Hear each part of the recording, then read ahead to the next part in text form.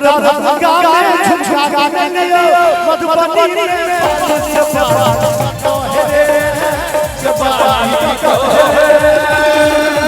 चाचा सहरसा के लिए सहरसा के लिए सारा भी मेरा से जाना तो है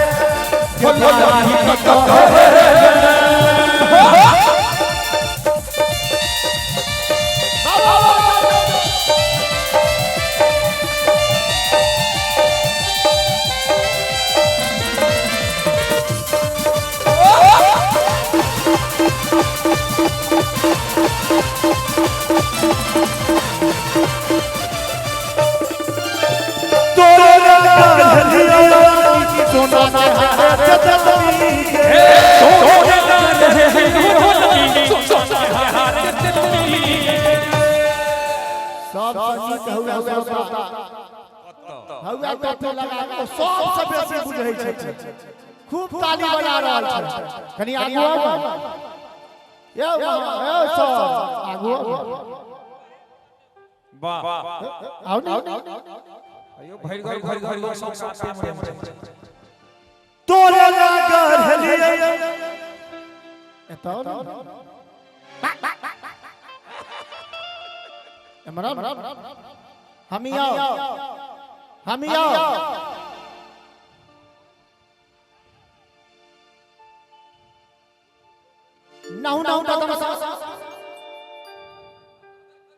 और आदरणीय असल हीरो अही छी अही के देख के हमरा बोल आले आओ कता जाय छै हमरा समाचार आदरणीय पवन भैया के सौजन्य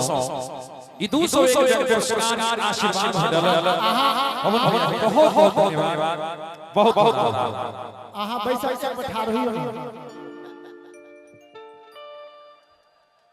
परमपुर आग्रह छी तोरे नगर अय्या तनी वीडियो हमार घुमा दे सब कैमरा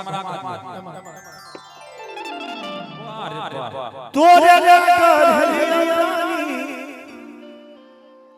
सोना के हारे ते दानी के प्यार के पैजनिया चांदी कीन दलिया उरानी कने ताली बजा के सब बोले एक बार हल्का ठुमका लगा दियो फिर जाके बैठ जा है भाई हमहु करबे दूरा सुनो अहाँ खाली तालिए बजा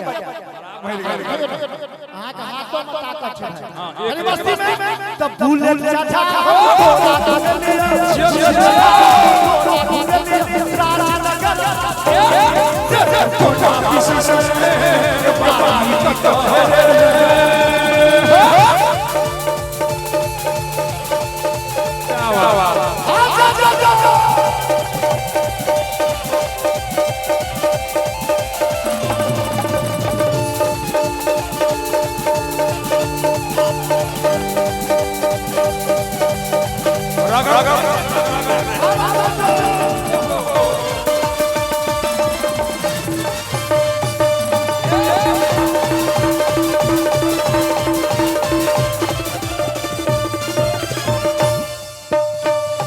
लेकिन हमारा भाई साहब छठी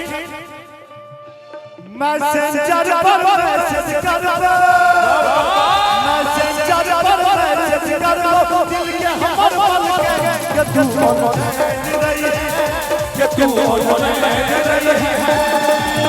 ये भाषा लिखबो तू के भाषा लिखबो तू के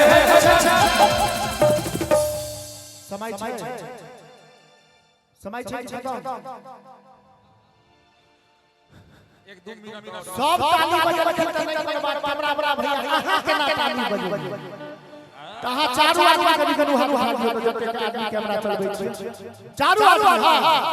ठीक यो हाथ एम हर से लिखबो तू के उम्हर से लिखी है तू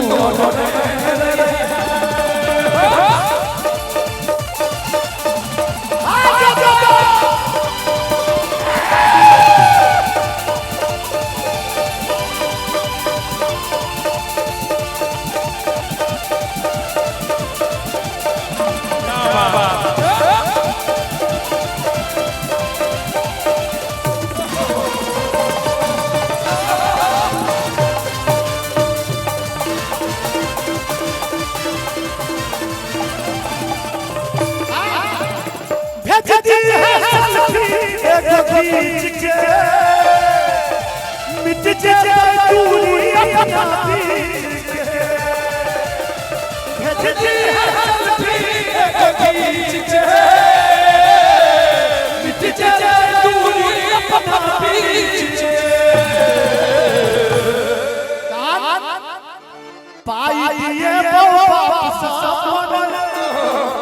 पाई दिए वापस सपन बच्चे करा के तुम मन के तुम ऐसा दरभंगा दरभंगा झुमझुमा एक बार दूसरा कलाकार कनिया निकला के आगे एक बार दोनों हाथ उठा दिया तो ताली बजवाई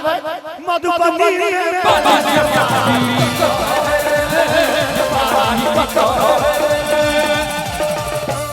गोपाल का ढोलक ठाड़े रहियो हाथ बाबू के बारी का कहे के बारी का कहे के बारी